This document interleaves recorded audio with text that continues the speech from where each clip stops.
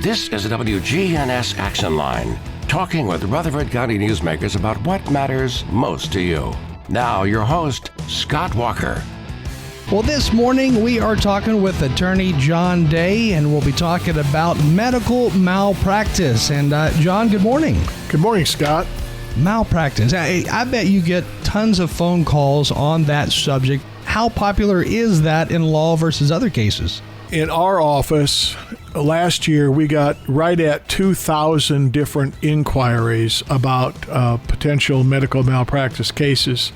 That includes telephone calls and people sending us messages from the internet to us. But yeah, right about 2,000, and that's been true for the last at least 4 or 5 years. 2,000 different people called or wrote to complain about some sort of health care or their family members received. That's a lot of people. It's a lot of people, yeah. Statistically, there is the numbers, and I haven't looked at this in 5 years, but according to medical research, not lawyer research, but medical research, about 2,000 Tennesseans die from medical errors in hospitals alone every single year. And obviously, there's a lot more people who are injured from errors that are actually die. So hospitals are big places. There's lots and lots of people doing lots and lots of important things. Mistakes can happen, injuries and death can happen, and some portion of the people who believe, and I stress that, believe that they or their family member was a victim of one of those errors will call us and ask us to look at it.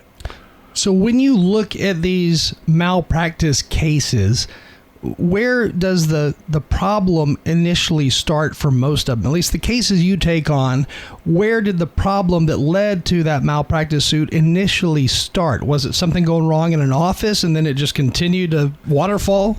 I will tell you that it can start in any sort of contact with a healthcare provider, literally from people being dropped off the ambulance gurney, wow, all the way until right before the end of life. I mean, it can arise in any sort of healthcare setting.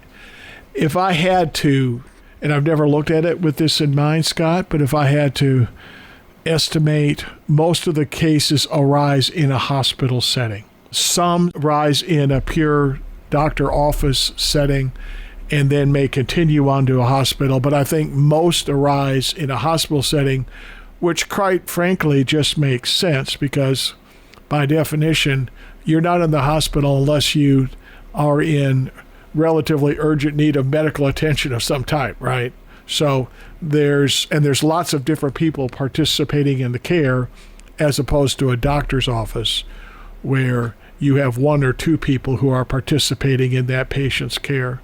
In the hospital setting, more people, more communication required to get things done right, therefore more chances for there to be miscommunication that can result in problems. When you are investigating a medical malpractice case and you go to request those medical records for the patient, your client, how hard is it to actually get the correct medical records? Because I could just imagine, and this is just from the outside looking in, I could imagine doctors, if they're known to do something that's unethical, because you're probably dealing with that at times, I could imagine them not giving you the right records. We don't see that, quite frankly, and I let me push back gently on the idea of doctors doing something unethical. Most of the time, the vast, vast majority of time, that is not an issue in any of the cases we look at. Have I seen it? Yes, I'll share an example with you in just a moment. But for the most part, what we're talking about is not an intentional error or an intentional cover-up. What we're seeing is instead a mistake that isn't identified before there's harm to the patient. Now, medical records, that precise issue, getting medical records can be a problem because, as you might expect, healthcare providers have to share medical records with various people. There are the patients, there are insurance companies, there are other healthcare providers, there are lawyers. My belief is that lawyers are at the bottom of the list. So many times we have to wait 30 to 45 days to get a patient's medical records. And sometimes those medical records are not complete. I'd like to think that most of the time the records aren't complete because of oversight as opposed to some sort of cover-up. But sometimes they're not complete, which requires follow-up, which requires more time. But let me share with you one example of a circumstance where there was more active conduct. This was done by a dentist. And when we originally looked at the case, we got medical records. When we determined that the case had merit, after consulting with another dentist, we filed a lawsuit and got medical records. And they were different than the medical records we got from that dentist beforehand. By the way, this case involved a case where a man died after a dental procedure. Wow. I've had 3 dental death cases, that's scary. It's very scary, and it's very unusual. I've only had 3 in 43 years. But anyway, we had 2 different sets of medical records. And at the end of the day, that dentist admitted under oath that he had altered the medical records with the intent to deceive the judge, the jury, and his own lawyer, knowing that the only person who could contradict what he put in this new set of records was dead, his patient. Now, that is rare. It does happen, but I do think that the vast majority of healthcare providers would never, ever do anything like that. I've seen it. To say that it happens in every case or even 1 out of every 10 cases, no, it just doesn't. I may have a disagreement with doctors about whether they did the right thing or not, and that can get a little testy sometimes. I understand that. But I don't think that the vast majority of them would even consider altering a medical record. When a patient asks for their medical records versus when an attorney asks for medical records in a lawsuit of some kind, are those medical records going to look the same? Because I know what they sometimes give to a patient is a little more watered down, if you would. Yeah, they give if the patient doesn't know exactly what to ask for, and sometimes even if they do. When you go in and ask for your medical records, you will get what they refer to in the industry as an abstract. In other words, what they view as the highlights, the greatest hits, they say it that way, of medical records. Once again, I don't think that is something nefarious by the provider. I think that they are making a judgment that you really don't want a lot of the other stuff because it either won't mean anything to you or it's not necessary. The fact of the matter is, in many medical malpractice cases, the devil is in the details. You need the blood work. You don't need the doctor's summary of the blood work in his or her note. You need the chart where vital signs are monitored, not the discharge summary that shows what those vital signs generally were at any given point in time. Yeah. The devil is in the details. So one problem that patients face by either attempting to get their own medical records or simply relying on the patient portal that is now available from many providers is that many of the details are not there, that a careful lawyer would want to look at in determining whether or not they could assert a valid medical malpractice claim. And do you ever find that a patient's records that they requested and got contradict what the doctor actually puts together for the lawyer to pick up? Well, I'll give you an example of that before. In that case, we had ordered the medical records, but I have had cases where the patient got their own records, and sometime between the time the patient got the records and I ordered the records in connection with an investigation, those records got changed. And that's what you were talking about with the dentist case. That's exactly right. And in fact, it was true in the very first malpractice case I tried in 1983. It had to do with prescription medication. And in that case, shockingly enough, the prescription records were altered twice. Wow. In other words, I had 3 different copies of the same prescription form in my hands at trial. That's wild. And we had sued 4 different healthcare providers in that case. Somebody, I mean, I would think it would be stupid to change for the same person to change a record twice. Yeah. If you're going to change it, you're going to try to change it once, right? To your benefit. That means to me that either 2 different people tried to change that record, or that somebody forgot they changed it once and tried to change it again.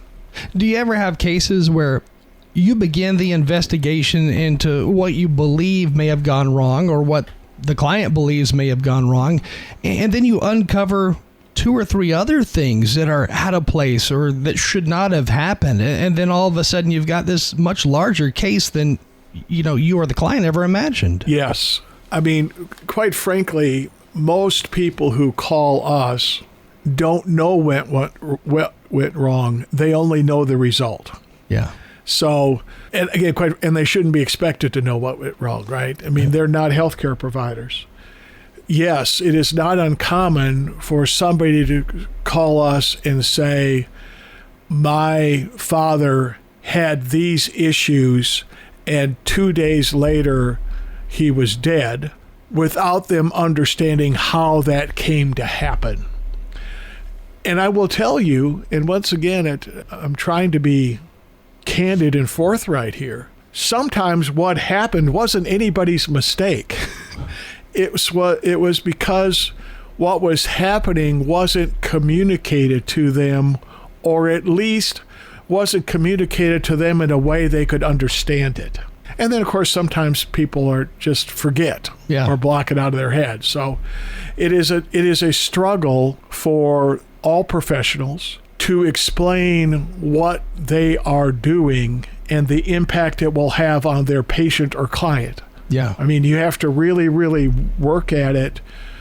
As I explain it, put the cookies on the low shelf. That is, help a person who is not a lawyer, help a person who is not a doctor or a nurse or a physical therapist understand some aspect of that medicine, nursing, physical therapy, or lawyering.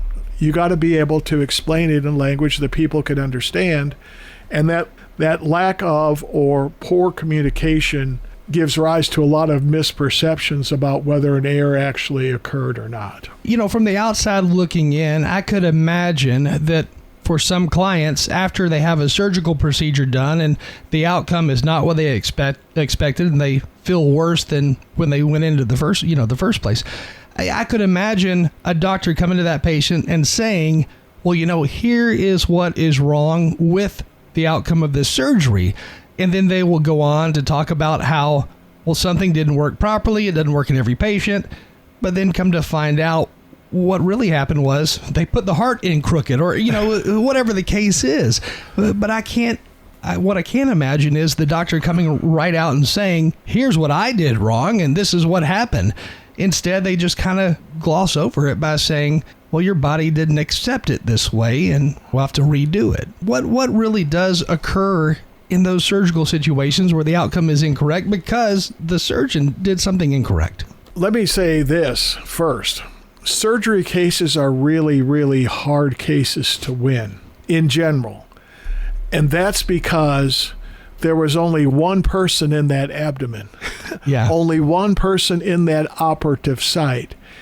And what he or she says they saw and did, particularly if it's documented in an operative report, is very, very hard for an honest doctor, another surgeon, to criticize, because stuff does happen during surgery. And therefore, I get calls on lots and lots of people who have bad outcomes after surgery. We can accept very, very few of those cases because there is a risk in every surgery that some things are going to go bad. Let me give you a classic example. A woman goes in to have a hysterectomy, and ends up with a hole in her bladder. Okay? The parts are right next to one another. So you say, how does a hole end up in a bladder? It's a separate organ. Can't it be protected such that it is not damaged during the operative procedure? Most doctors will say that yes, it can. And there are doctors who go their entire career never puncturing or putting what they call a rent in a bladder doing hysterectomies. But very few doctors will say that every time it happens, it is as a result of a mistake made by the surgeon. Why? Well, for example, if you have what some doctors call a non-virgin abdomen, that is, it's been operated on before. After your abdomen has been opened and operated on before, it changes the structure of the abdomen, and you can develop what's called adhesions, that is, pieces of tissue that make organs stick together one to another that aren't there naturally. Some people get adhesions, other people don't. It depends on your body makeup.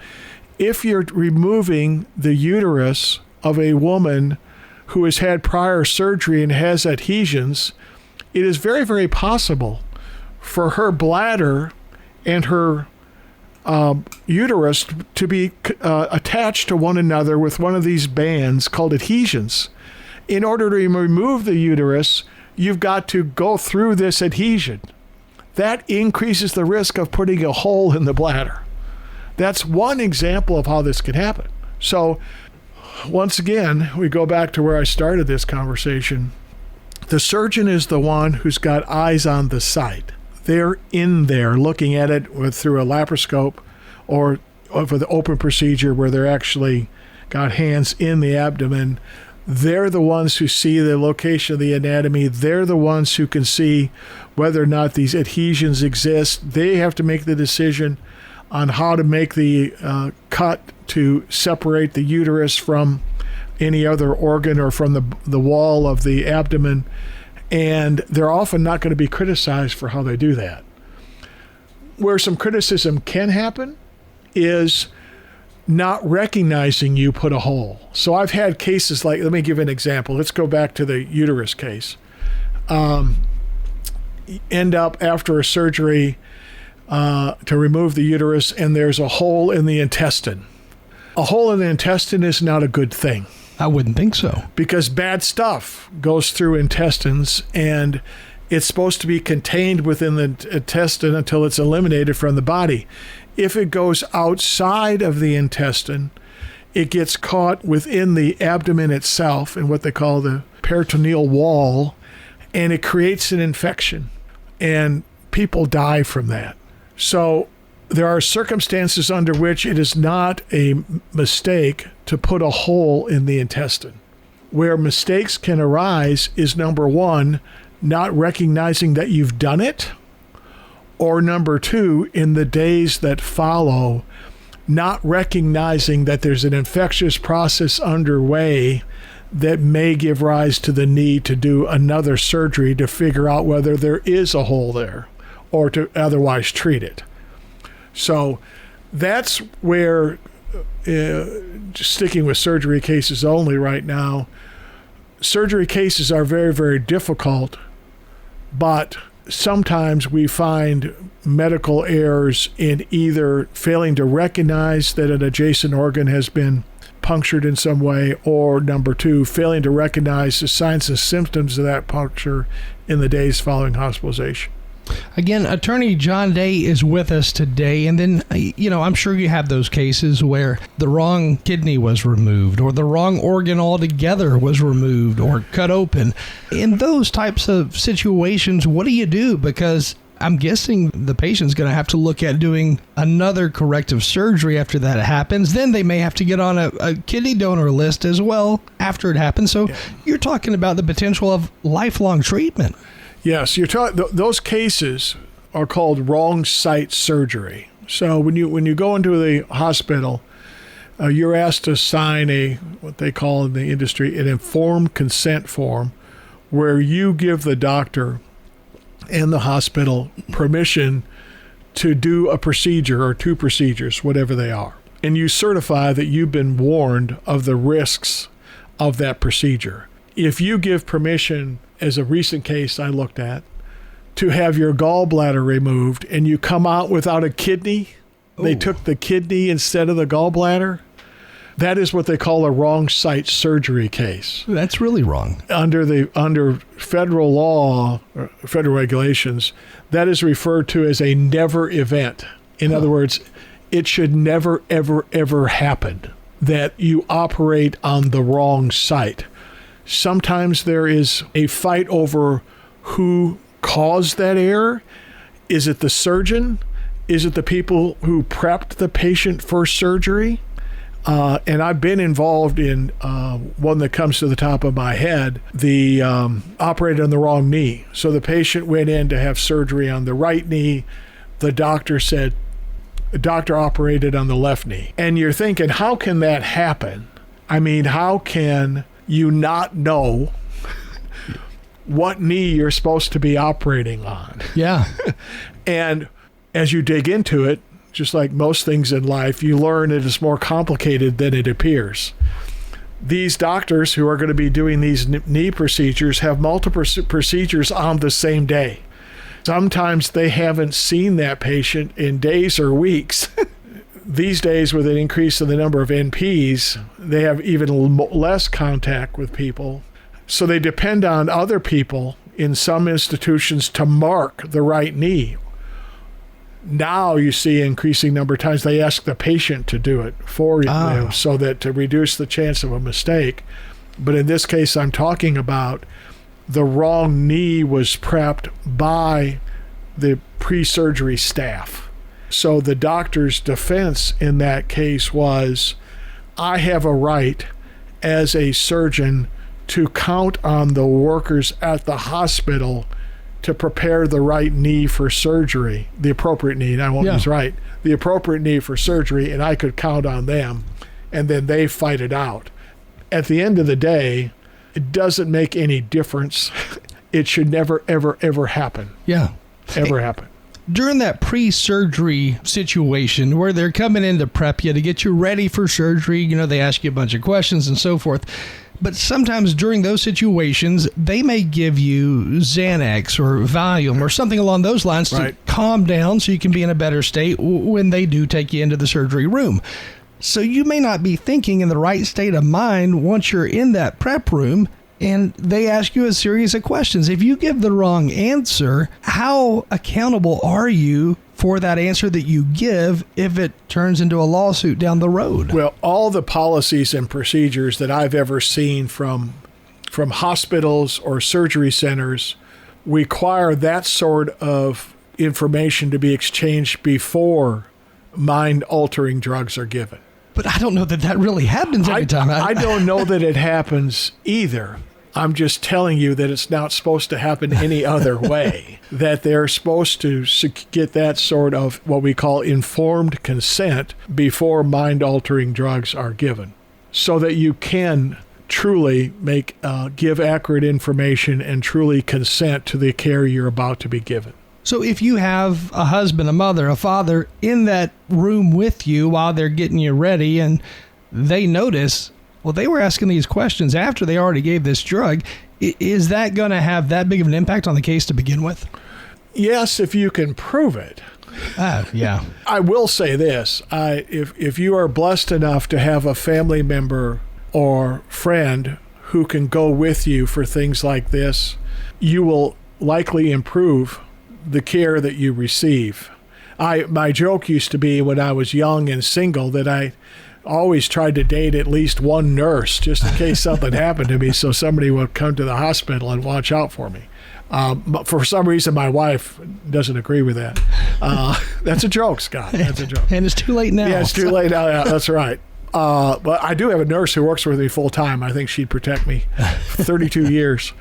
But no, it does make sense to have somebody else there in the room paying attention, not to be a watchdog, but instead to be a careful observer and say, oh, just a minute, there was somebody else who came in and gave a shot just a minute ago. Is that the same thing type of thing? We got to take a short break, but when we come back, I'm curious as to how you arrive at a number, to settle for or to ask for in court with some of these malpractice cases, because I'm sure they're literally all over the map as far as those numbers go. Happy to talk about it. Thank you, Scott. Attorney John Day with us in studio. We're going to take a short break, and then we'll be right back. Again, stay with us. The Action Line on FM 101.9 and AM 1450 Murfreesboro, FM 100.5 Smyrna. Listen and watch at WGNSradio.com. Here at Animal City in Murfreesboro, we are your go-to for everything cold-blooded. Whether it's geckos or snakes or tortoises, we've got a great selection. Plus, we've got all the tanks, lighting, and food to set up the perfect habitat. If you're not sure where to start, don't worry. Our team knows reptiles and can help you every step of the way. Come see us at 919 Northwest Broad Street in Murfreesboro. We're open Monday through Saturday, 10 to 6, and Sunday from 1 to 5. Find us anytime on Instagram at Animal City TN. This is Peter Demas inviting you to enjoy a meal with our family at Demas's Restaurant. With cold and flu season here, nothing helps my family more than having the Demas's baked chicken and rice soup. It was a soup that was created by my grandmother, and we not only sell it by the cup, but we also sell it by the quart, by the half gallon, and by the gallon. So stop by anytime today and bring soup to your family that may be sick or a friend that's sick, or just to enjoy it just because it tastes so good. Demas's Restaurant. Hi, this is Tina Fox at the Rutherford Farmers Co-op. Please come see us for all your cold weather needs. We have a great selection of Carhartt clothing to keep you warm, and as always, our warm muck boots to keep your feet warm. We have anything you would need to keep yourself warm or your animals warm. Please come see us. And if you're trying to feed your feathered friends through the cold months, we also have a wide selection of birdseed. That's the Co-op Farm and Home Center on Middle Tennessee Boulevard, just off of South Church. In today's changing world, you need a financial planner that you're comfortable with. Rely on the bonds that you've built with trusted friends at Old National Bank on Dr. Martin Luther King Jr. Boulevard here in the borough. And if you just moved here, visit us and enjoy warm, homemade cookies. Honey, the cookies are ready. Like Grandma used to make. Old National Bank. We're better together. 2230 Dr. MLK Jr. Boulevard. Old National Bank, member FDIC. The Action Line on FM 101.9 and AM 1450 Murfreesboro, FM 100.5 Smyrna. Listen and watch at WGNSradio.com. Attorney John Day is with us this morning, and we're talking about medical malpractice cases. And before that last break, I mentioned how in the world do you figure out what to ask for, and then what do you ultimately get in a settlement or in a courtroom with a jury? Well, every case is different, but the yardstick for determining how much a jury will award or how much a case will be settled for depends on certain criteria. Number one, first of all, let me say this. You have to prove it's a valid case. Yeah. And you have to prove, so to prove it's a valid case, you've got to have the testimony of a doctor who says, or if it's a case involving nursing, it has to be a nurse who's an expert witness. Let's just call it healthcare provider. An expert healthcare provider has to testify under oath that a mistake was made, and that same expert or another one has to convince a jury that the mistake caused an injury or death that would not have otherwise occurred. Yeah. So we see all sorts of mistakes in healthcare that don't cause any injury in the long term.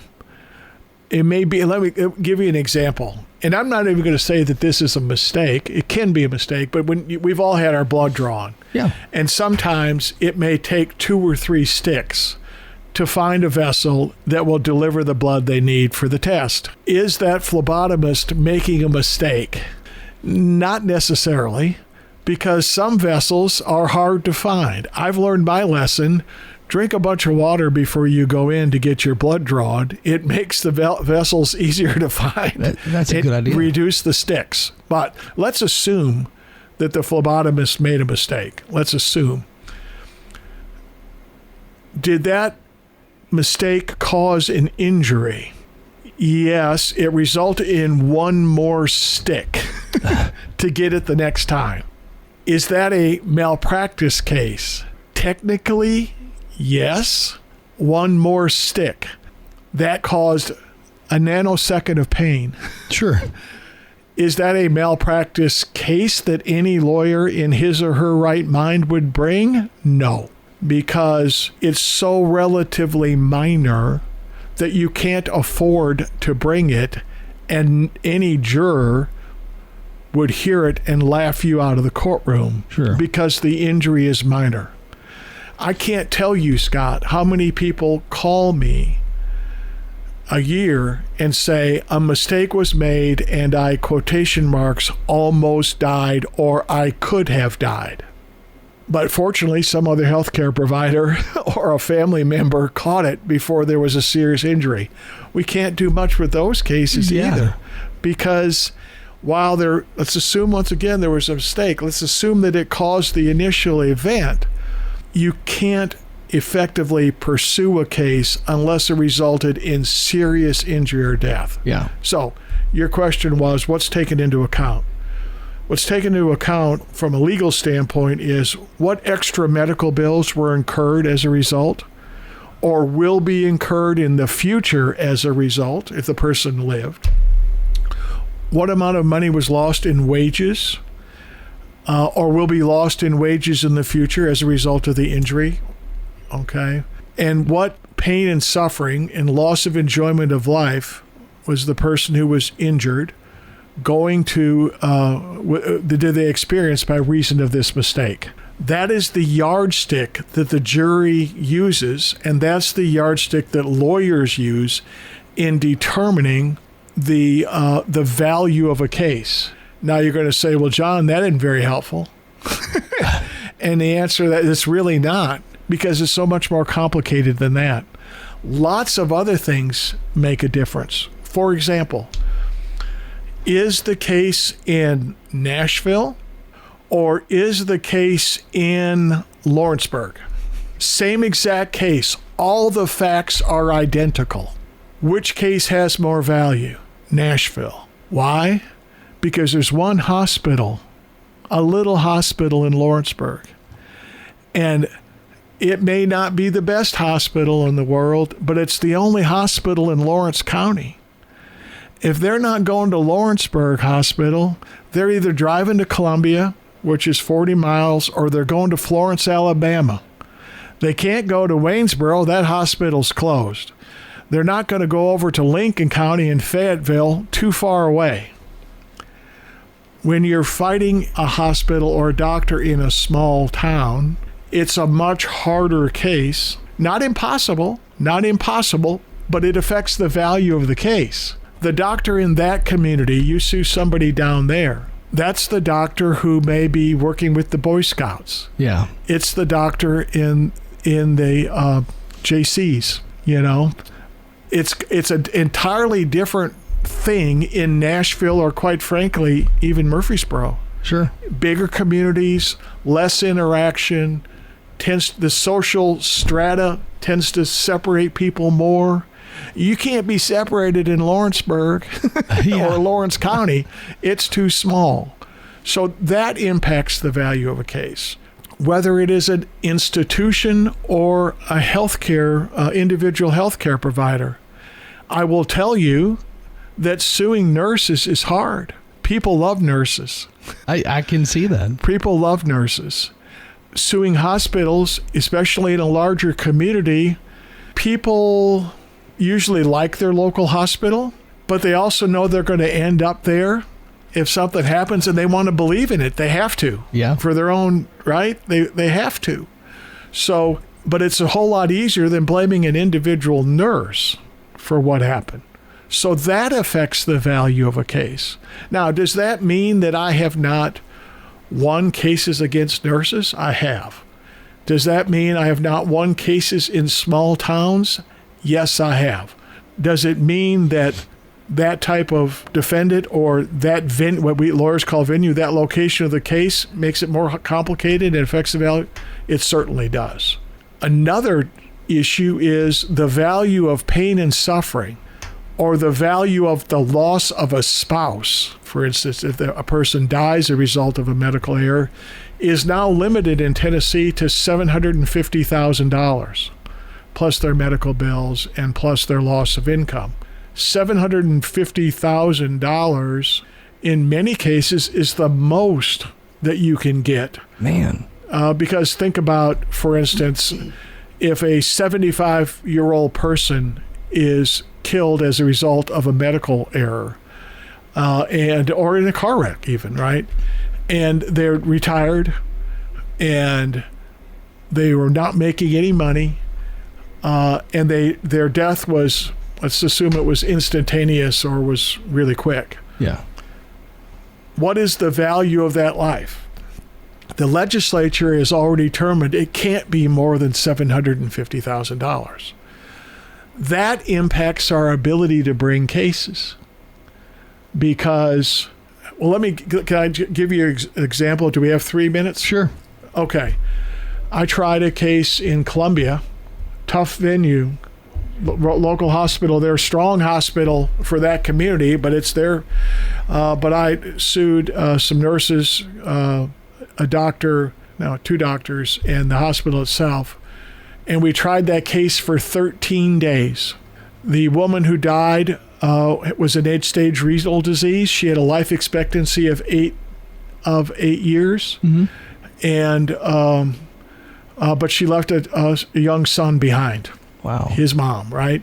13 days. I had 8 lawyers on the other side. We won $1.25 million. That was almost 10 times what they offered us before trial. They offered us a little less than $150,000. That's a big difference. Now, today that case would only be worth $750,000 because of that legislative cap. Okay. To win that case, I spent $118,000 out of my own pocket and invested over 3,200 hours. Wow. At the end of the day, I made $132 an hour.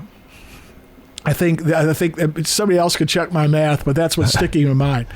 I don't need to tell anybody who lives here what you pay for a plumber and electrician on Saturday night. Yeah, you're right. And I'm not saying they're overpaid. Yeah. I'm just saying that never again can I take a case where there's going to be 8 lawyers on the other side and make $130 an hour because the numbers don't work. Now that number would be cut by over 40% because the cap is $750,000. Yeah. So how do we evaluate cases? We value them with those factors that we've talked about so far and a bunch more, but we have to remember that the legislature has decided that in Tennessee, human life, or what they call non-economic losses of pain and suffering, are limited. Yeah.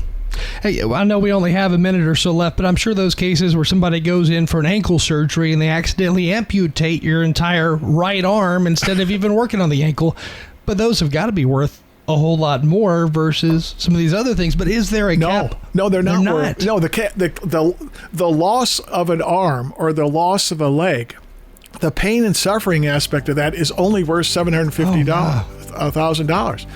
Losing your eyesight, a brain injury.